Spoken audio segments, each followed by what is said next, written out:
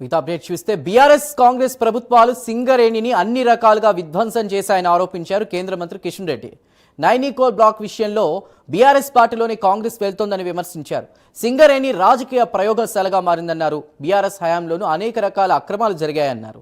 గతంలో Naini coal block టెండర్ల ప్రక్రియలో సీఎం జోక్యం చేసుకుని రద్దు చేశారని అన్నారు. సింగరేణి మైనింగ్ కు ముందుకొస్తే బీఆర్ఎస్ ప్రైవేటు సంస్థకు కట్టబెట్టిందన్నారు. బొగ్గు గనుల కొరత ఉందని తెలిసి ప్రైవేటు వ్యక్తులకు ఎలా ఇస్తారని ప్రశ్నించారు. సింగరేణి నైనీ కోల్ బ్లాక్ అక్రమాలపై చర్చ జరగాలని కిషన్ రెడ్డి అన్నారు. సిబిఐ దర్యాప్తుకు రాష్ట్రం ముందుకొస్తే కేంద్రం పరిశీలిస్తుందని కేంద్ర మంత్రి కిషన్ రెడ్డి తెలిపారు. ఇప్పుడు మరి ఏ మాత్రం మార్పు లేదు. ఈరోజు సుమారు 47,000 కోట్ల రూపాయలకు రాష్ట్ర ప్రభుత్వము నిధులు చెల్లించాల్సింది. ఇది దేశంలో ఏ ప్రభుత్వం కూడా, ఏ కోల్ మైనింగ్ కంపెనీ కూడా ఇంత పెద్ద ఎత్తున మరి ఇబ్బందులకు గురవుతున్నటువంటి సంస్థ ఇంకొకటి లేదు. తెలంగాణ రాష్ట్ర ప్రభుత్వం ఆధ్వర్యంలో 100% తెలంగాణ రాష్ట్ర ప్రభుత్వం పెత్తనం చేస్తున్నటువంటి ఈ కంపెనీకి ఈరోజు ఒక రాష్ట్ర ప్రభుత్వమే 47,000 కోట్ల రూపాయలకు పైగా మరి ఈరోజు బకాయిలు ఉన్నాయంటే సింగరేణి పట్ల, సింగరేణి సంక్షేమం పట్ల, సింగరేణి కార్మికుల పట్ల ఈ కాంగ్రెస్ పార్టీ గాని, గతంలో ఉన్నటువంటి బీఆర్ఎస్ పార్టీ గాని ఎంత చిత్తశుద్ధి ఉందో తెలంగాణ ప్రజలు అర్థం చేసుకోవాల్సిన అవసరం ఉంది. ఎప్పుడు ఇస్తారో తెలియదు, ఇస్తారో ఇవ్వరో తెలియదు. ఈరోజు జీతాలు బ్యాంకుల నుంచి తీసుకొచ్చి జీతాలు ఇవ్వాల్సినటువంటి పరిస్థితి టీఆర్ఎస్ ప్రభుత్వం సమయంలో ఇప్పుడు మొత్తం కలిపి 47,000 కోట్ల రూపాయలు. ఈరోజు సింగరేణికి సంబంధించి గ్రేడ్ 11 కోల్ చూస్తే ప్రతి టన్నుకు 4,088 రూపాయలు మరి ఈరోజు సింగరేణి రేట్ ఫిక్స్ చేసి కోల్ అమ్ముతా ఉంది. అదే కోల్ ఇండియాలో కూడా గ్రేడ్ 11 కోల్ చూస్తే 1,605 రూపాయలు. ఎంత డిఫరెన్స్ ఉందో అర్థం చేసుకోవచ్చు. సేమ్ గ్రేడు, సేమ్ క్వాంటిటీ,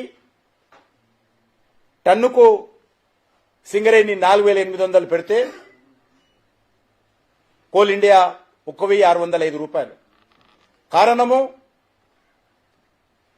రాష్ట్ర ప్రభుత్వాలు సింగరేణి మీద పడి దోచుకుంటున్నాయి కాబట్టి సింగరేణికి సంబంధించినటువంటి జీతాలు ఇవ్వాలన్నా, సింగరేణి నడపాలన్నా ఈరోజు సింగరేణి కంపెనీకి వేరే ప్రత్యామ్నాయం లేదు ధరలు పెంచడం తప్ప.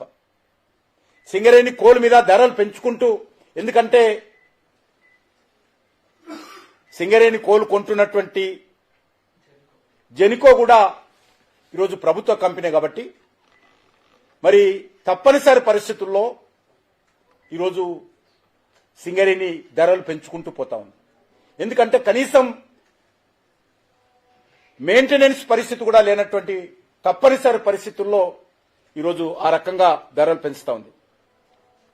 బొగ్గు క్వాలిటీ విషయంలో కూడా సింగరేణి బొగ్గు క్వాలిటీ కూడా పడిపోయింది.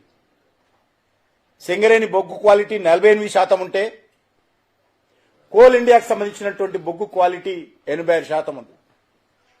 దీనిపైన కూడా దృష్టి పెట్టేటువంటి పరిస్థితి లేదు. ఎందుకంటే సింగరేణి అస్తిత్వానికే ప్రమాదం ఏర్పడింది కాబట్టి ఏదో రకంగా క్వాలిటీ విషయంలో, రేటు విషయంలో, ప్రొడక్షన్ విషయంలో అనేక రకాలుగా తప్పటడుగులు వేయాల్సినటువంటి పరిస్థితి వచ్చింది. ఈరోజు పరిస్థితి ఏంటంటే ఎన్టీపీసీ మాకు సింగరేణి బొద్దని మాకు ఉత్తరం రాస్తుంది. ఆంధ్రప్రదేశ్ ప్రభుత్వము మాకు సింగరేణి వద్దని ఉత్తరం రాస్తుంది. కర్ణాటక రాష్ట్రం కూడా కొద్దిగా కుబ్బుకుంటుంది. వాళ్ళు కూడా మాకు సింగరేణి వద్దు, వేరే కోల్ కంపెనీకి సంబంధించినటువంటి కోలు సరఫరా చేయండి అని. కారణము చాలా అద్భుతమైనటువంటి కోలు సింగరేణిలో ఉండేది. ఈరోజు అనేక రకాలుగా సింగరేణి కలుషితం చేశారు కాబట్టి ఈరోజు సింగరేణి సంస్థ యొక్క భవిష్యత్తే ఈరోజు అంధకారంగా మారేటువంటి పరిస్థితి ఏర్పడింది. అందుకే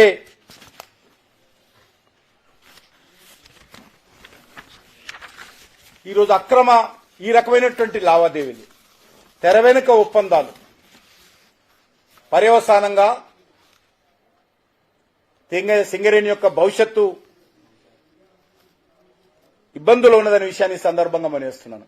అనేక రకాల సింగరేణి భూములు గతంలో